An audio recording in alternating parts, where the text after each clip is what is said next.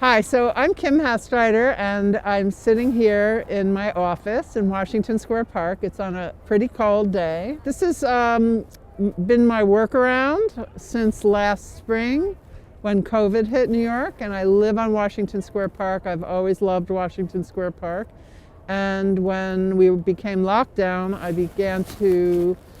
the first place I began to see people was here on my bench. I have a favorite bench, and I started holding meetings and having appointments and seeing friends, and I spent every day here.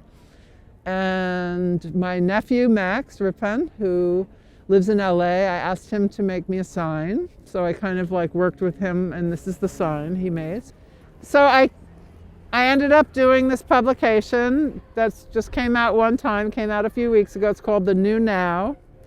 And I think it really struck a nerve with people right now because everyone is in a traumatic headspace.